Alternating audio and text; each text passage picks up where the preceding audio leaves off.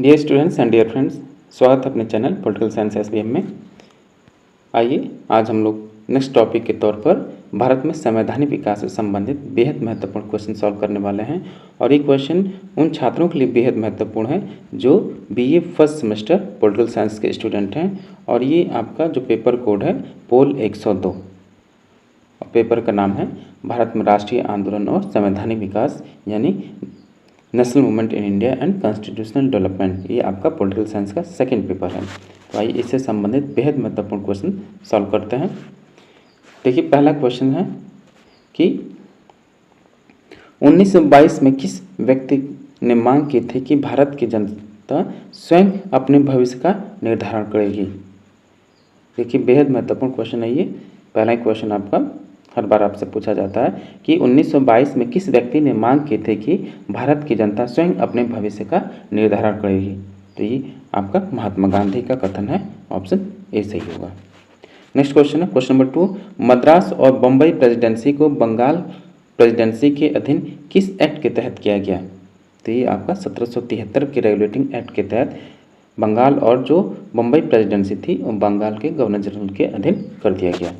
Question number 3 है, वर्ष 1938 में किस व्यक्ति ने वयस्क मताधिकार के आधार पर संविधान सभा के गठन की मांग की। तो जवाहरलाल नेहरू ने 1938 में वयस्क मताधिकार के आधार पर संविधान सभा के गठन की मांग की। क्वेश्चन नंबर 4 है, वॉरेन हेस्टिंग ने किस एक्ट के तहत शासन किया। तो वॉरेन हेस्टिंग ये जो भारत के जो बंगाल का पहला गवर्नर जनरल है, ये आपका 1773 के रेगुलेटिंग एक्ट के तहत शासन किया। क्वेश्चन नंबर 5 है, कंपनी के कर्मचारियों को उपहार लेने पर प्रतिबंध लगा दिया गया। किस अधिनियम के द्वारा जो कंपनी के अधिकारी थे उनको उपहार लेने पर रोक लगा दिया गया या प्रतिबंध पूर्णतः प्रतिबंध लगा दिया गया। तो 1784 का जो पिट्स इंडिया एक्ट है, इसके तहत कंपनी के कर्मचारियों को जो उपहार लेते थे जिससे भ्रष्टाचार व्याप्त हो गया था उस पर उन्होंने प्रतिबंध लगा दिया 1784 के अधिनियम के द्वारा। क्वेश्चन नंबर 6 है, किस एक्ट के तहत कंपनी का केवल चीन के साथ व्यापार तथा चाय के व्यापार पर एकाधिकार छोड़कर समस्त एकाधिकार समाप्त कर दिया गया। तो ये आपका जो चार्टर अधिनियम 1813 है, इसके तहत जो चीन का जो ईस्ट इंडिया कंपनी का व्यापार पर एकाधिकार था उसको समाप्त कर दिया गया, लेकिन केवल चीन और चाय के व्यापार को छोड़कर बाकी चीज़ों से व्यापार पर एकाधिकार को समाप्त कर दिया गया। ये आपका बेहद महत्वपूर्ण क्वेश्चन है। नेक्स्ट क्वेश्चन है क्वेश्चन नंबर 7, 1813 के चार्टर एक्ट के अधीन कितने वर्षों के लिए भारतीय प्रदेशों तथा राजस्व पर नियंत्रण का अधिकार दिया गया। तो ये आपका जो 1800 जैसे 20 वर्ष के बाद ये चार्टर और एक्ट बनते थे। जैसे अब 1773 है, फिर 93 है, 13 है, फिर 33 है, फिर 53 है। तो 20 वर्ष के लिए बनते थे। तो इसके लिए इसका आंसर होगा ऑप्शन बी 20 वर्ष के लिए। नेक्स्ट क्वेश्चन है क्वेश्चन नंबर 8, 1833 के चार्टर एक्ट के तहत बंगाल के गवर्नर जनरल को। तो 1833 के चार्टर एक्ट के तहत बंगाल के गवर्नर जनरल को पूरे भारत का गवर्नर जनरल बना दिया गया। ये आपका बेहद महत्वपूर्ण क्वेश्चन है। बार बार आपसे पूछा जाता है कि किस अधिनियम या किस एक्ट के तहत जो बंगाल का गवर्नर जनरल हुआ वो पूरे भारत का गवर्नर जनरल हुआ। तो ऑप्शन डी सही होगा। और लॉर्ड विलियम बेंटिक जो थे कि भारत के पहले गवर्नर जनरल हुए 1833 के चार्टर अधिनियम के द्वारा। नेक्स्ट क्वेश्चन है क्वेश्चन नंबर 9, गवर्नर जनरल को अपनी काउंसिल सहित सारे अंग्रेजी इलाके के लिए कानून बनाने का अधिकार दिया गया। किसके तहत? चार्टर अधिनियम 1813 के तहत। नेक्स्ट क्वेश्चन है क्वेश्चन नंबर 10, बंगाल में अलग गवर्नर नियुक्ति की व्यवस्था किस एक्ट के तहत की गई। तो बंगाल में अलग गवर्नर की नियुक्ति जो है आपका 1853 के द्वारा किया गया। जो 1853 का चार्टर अधिनियम है उसके तहत बंगाल में अलग से गवर्नर की नियुक्ति की स्थापना की गई। नेक्स्ट क्वेश्चन है क्वेश्चन नंबर 11, 1935 के अधिनियम को किसने दास्ता का नया चार्टर कहा। तो जवाहरलाल नेहरू ने जो भारत शासन अधिनियम 1935 से उसको चार्टर दास्ता का नया चार्टर कहा। ऑप्शन डी सही होगा इसमें, सॉरी ऑप्शन बी सही होगा, जवाहरलाल नेहरू। नेक्स्ट क्वेश्चन है क्वेश्चन नंबर 12, किस चार्टर एक्ट के बाद भारत में ईसाई मिशनरियों को बसने की छूट दे दी गई? तो क्वेश्चन नंबर 12 होगा इसका आंसर ऑप्शन ए 1813 के चार्टर अधिनियम के द्वारा जो ईसाई मिशनरी थे उनको भारत में धर्म प्रचार और बसने की छूट प्रदान की गई। क्वेश्चन नंबर 13, 1909 में लाए गए मार्ले मिंटो सुधार का मुख्य उद्देश्य क्या था? तो इसका मुख्य उद्देश्य ये था कि एक तो नरमपंथियों को भ्रमित करना, उग्रवादियों को बढ़ते प्रभाव को रोकना और पृथक निर्वाचन की स्थापना या व्यवस्था करना। और यहीं से जो आपका है जो पृथक निर्वाचन की स्थापना की गई, यहीं से आपका भारत में सांप्रदायिकता का बीजारोपण किया गया। तो ऑप्शन डी इसमें सही होगा, प्रयुक्त सभी। नेक्स्ट क्वेश्चन है क्वेश्चन नंबर 14, कालक्रम में सजाई, यानी कालक्रम के अनुसार आपको इसमें सम्मिलित करना है। तो आपका है regulating act 1773, Pitt's India act 1784 और 1861 का भारत शासन अधिनियम, और जो विक्टोरिया महारानी का घोषणा पत्र है ये आपका 1857-58 का है। क्वेश्चन नंबर 14 का जो आंसर होगा ऑप्शन नंबर बी होगा कि सबसे पहले regulating act 1773, Pitt's India act 1784 और ये आपका 1858 और फिर उसके बाद 1861 का भारत शासन अधिनियम। तो ऑप्शन बी सही होगा। नेक्स्ट क्वेश्चन है क्वेश्चन नंबर 15, रॉलेट एक्ट किस वर्ष पारित किया गया या किस वर्ष पारित हुआ? तो रॉलेट एक्ट जो है 1919 में पारित हुआ और इसी के विरोध में आपका जो जलियांवाला जो बाग है उसी में इसका विरोध कर रहे थे, तो फिर उसी के आधार पर जलियांवाला नरसंहार हुआ। रॉलेट एक्ट ऑप्शन ए हुआ 1919 में आया। क्वेश्चन नंबर 16, भारत संघ की बात किस एक्ट में कही गई? तो भारत संघ की बात आपकी 1935 के भारत शासन अधिनियम में की गई। नेक्स्ट क्वेश्चन है क्वेश्चन नंबर 17, वर्ष 1942 में किस योजना के तहत यह स्वीकार किया गया कि भारत में एक निर्वाचित संविधान सभा का गठन होगा जो युद्धोपरांत संविधान का निर्माण करेगी? तो ये होगा आपका ऑप्शन नंबर जो सी है, क्रिप्स मिशन। क्वेश्चन नंबर 18 है, सिविल सेवा के लिए प्रतिस्पर्धा परीक्षा की व्यवस्था सिद्धांत रूप में निम्नांकित वर्ष में स्वीकार की गई, यानी भारत में जो सिविल सेवा की परीक्षा होती थी किस वर्ष से ये आरंभ हुआ? तो ये आपका 1853 से हुआ। नेक्स्ट क्वेश्चन है क्वेश्चन नंबर 19, मजिस्ट्रेटों की अधिकारिता एवं ईस्ट इंडिया कंपनी द्वारा स्थापित दंड न्यायालयों से भारतीय समुदाय को प्रदत्त छूट को रद्द करने के लिए बिल कब पारित हुआ? तो इसका आंसर होगा ऑप्शन डी 1882 है।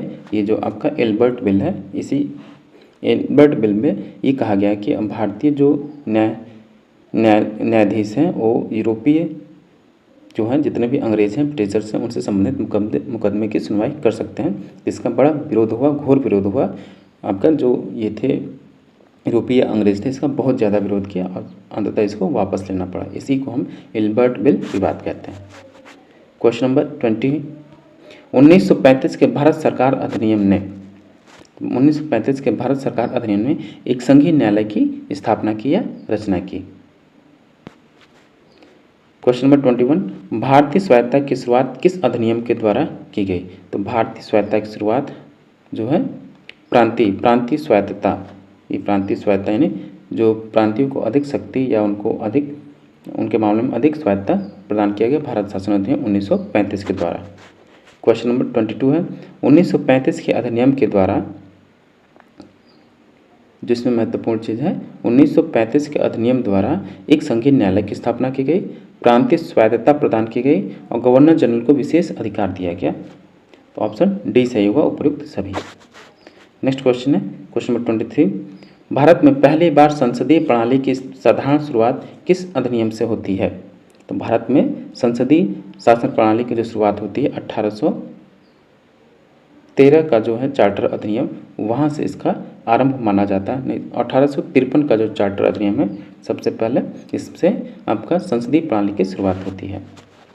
क्वेश्चन नंबर 24, भारत का गवर्नर जनरल भारत का वायसरॉय कहा जाने लगा, यानी कब से जो आपका भारत का गवर्नर जनरल था अब वो वायसरॉय के नाम से जाने लगा। ऑप्शन 3 जो है 1858 के अधिनियम के द्वारा। क्वेश्चन नंबर 25, भारतीय स्वतंत्रता का मैग्ना कार्टा किसे कहते हैं? तो भारतीय स्वतंत्रता का मैग्ना कार्टा जो है महारानी का घोषणा पत्र, जो कि 1858 में आया। नेक्स्ट क्वेश्चन है क्वेश्चन नंबर 26, पहला भारतीय परिषद अधिनियम पारित हुआ। याद रखना है आपको, जो चार्टर अधिनियम है, परिषद अधिनियम है और जो गवर्नमेंट इंडिया एक्ट है यानी भारत शासन अधिनियम, ये सबको आपसे अलग अलग भी पूछा जाता है, तो इसको बतौर आप ये भी याद कर लीजिए। तो क्वेश्चन नंबर 26 का आंसर होगा कि पहला भारत परिषद अधिनियम 1861 में पारित किया गया। क्वेश्चन नंबर 27 है, 1861 के भारत परिषद अधिनियम द्वारा निम्न में से किस स्थान पर विधान परिषदों की स्थापना की गई? तो जो आपका एक तो बंगाल और उत्तर पश्चिमी प्रांत और पंजाब, ये तीनों में आपके 1861 के जो अधिनियम परिषद अधिनियम उसके द्वारा विधान परिषदों की स्थापना की गई, इसलिए इसका आंसर ऑप्शन डी सही होगा, उपयुक्त सभी। नेक्स्ट क्वेश्चन है क्वेश्चन 28, ईस्ट इंडिया कंपनी को औपचारिक रूप से समाप्त कर दिया गया, यानी ईस्ट इंडिया कंपनी को औपचारिक रूप से कब समाप्त किया गया? 1 जनवरी 1874 को विधिवत इसको समाप्त कर दिया गया। क्वेश्चन नंबर 29 है, सर लियोनेल कार्टिस ने द्वैत शासन को जन्म दिया, प्रांतों में द्वैत शासन प्रणाली की शुरुआत कब से मानी जाती है? तो ये आपका 1919 का जो है भारत में द्वैत शासन की प्रांतों में द्वैत शासन की शुरुआत होती है और इसको 1935 में समाप्त कर दिया जाता है।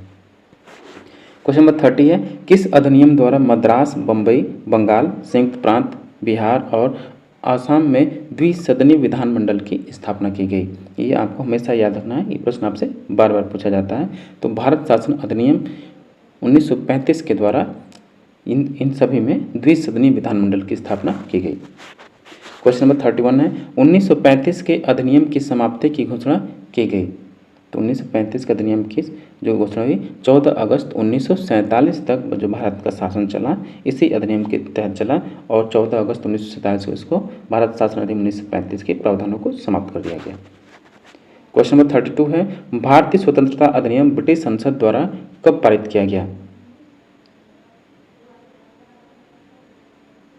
तो जून आपका जो है 18 जून 16 जून 1947 को ब्रिटिश संसद द्वारा पारित किया गया और 18 जून को इस पर ब्रिटिश सम्राट का सिग्नेचर हो गया, हस्ताक्षर हो गया। तो ये इसका आंसर होगा ऑप्शन डी, जून 1947। क्वेश्चन नंबर 33, निम्नलिखित किस एक्ट के द्वारा ईस्ट इंडिया कंपनी पर संसदीय निरीक्षण की शुरुआत की गई? तो आपका जो 1773 का एक्ट है, रेगुलेटिंग एक्ट, इसके तहत ईस्ट इंडिया कंपनी पर संसदीय निरीक्षण की या ब्रिटिश संसद ने इस पर अपना नियंत्रण आरंभ किया। क्वेश्चन नंबर 34 है, 1784 के पिट्स इंडिया एक्ट के तहत व्यवस्थित बोर्ड ऑफ कंट्रोल में कौन शामिल नहीं था? तो इसमें कौन शामिल नहीं था? ये न तो राज्य सचिव शामिल था और न ही अर्थ सचिव और न ही प्रिवी काउंसिलर, तीन में से कोई शामिल नहीं था, इसलिए इसका आंसर ऑप्शन डी सही होगा, उपयुक्त सभी। नेक्स्ट क्वेश्चन है क्वेश्चन नंबर 35, 1833 के चार्टर द्वारा गठित विधि आयोग की अध्यक्षता किसने की?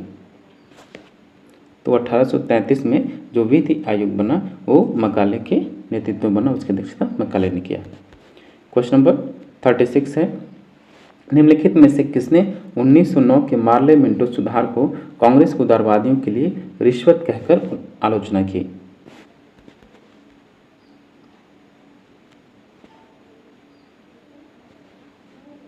तो डॉक्टर के.एम. मुंशी ने इस जो 1909 का मार्ले मिंटो सुधार आया कांग्रेस को उदारवादियों के लिए रिश्वत कहकर आलोचना की। ऑप्शन ए सही होगा, के.एम. मुंशी। क्वेश्चन नंबर 37 है, निम्नलिखित किस अधिनियम में सर्वप्रथम विषयों का विभाजन केंद्रीय और प्रांतीय सरकारों में किया गया?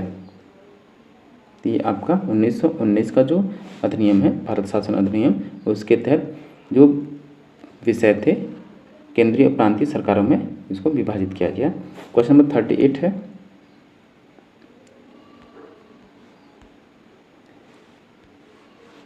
क्वेश्चन 1935 के भारत शासन अधिनियम द्वारा द्विसदनीय विधानमंडल की व्यवस्था की गई, यानी किन किन राज्यों में या प्रांतों में द्विसदनीय विधायिका की स्थापना की गई? तो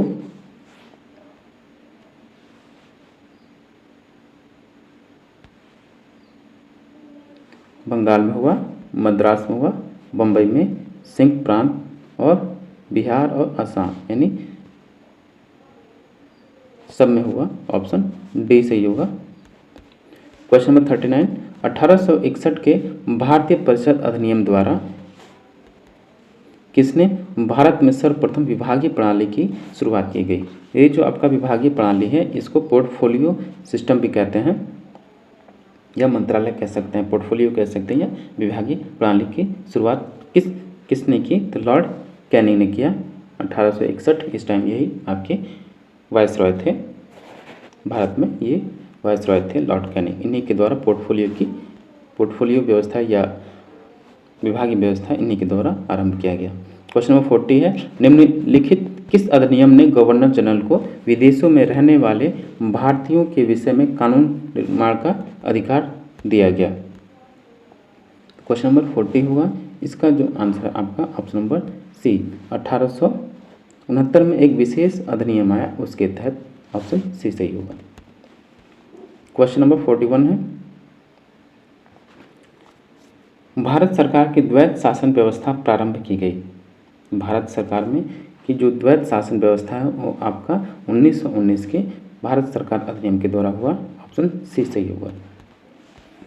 क्वेश्चन नंबर 42 है, प्रस्तावित मूल संविधान में कुल सदस्यों का बंटवारा किस प्रकार होना निश्चित हुआ? तो जो आपका मूल संविधान था उसमें सदस्यों का जो बंटवारा होना था वो आपका ब्रिटिश प्रांतों से 292 प्रतिनिधि होने थे, सही है। देशी रियासतों से 93 प्रतिनिधि सुनिश्चित किए गए, मुख्य कमिश्नरी क्षेत्रों से 4 प्रतिनिधि।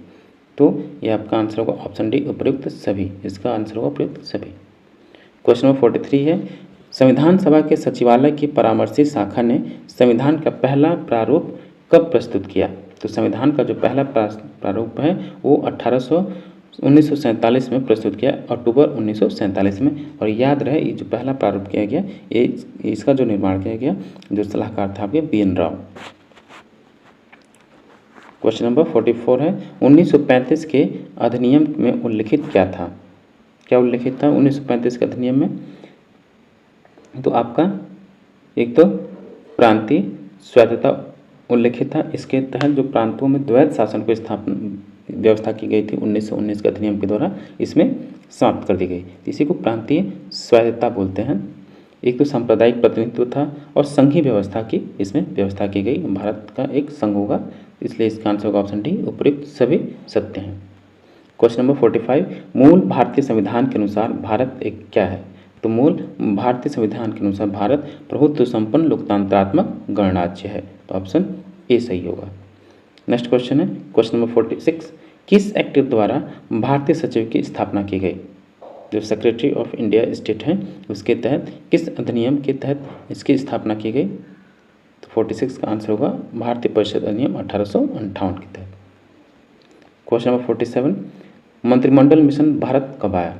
तो यानी कैबिनेट मिशन जो है मंत्रिमंडल मिशन ये आपका 1945 में 46 में आना चाहिए इसको, 1945-46। तो जो कैबिनेट मिशन है आपका 1946 में आया। ऑप्शन डी सही होगा।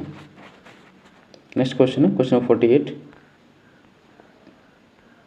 किस अधिनियम द्वारा देशी रियासतों का अधिराज्य समाप्त हो गया? तो ये आपका इंडियन इंडिपेंडेंट एक्ट यानी भारतीय स्वतंत्रता अधिनियम 1947 के द्वारा देशी रियासतों को जो अधिराज्य था वो समाप्त हो गया। क्वेश्चन नंबर 49, 15 अगस्त 1947 से 26 जनवरी 1950 के दौरान भारत का राजनीतिक दर्जा क्या था?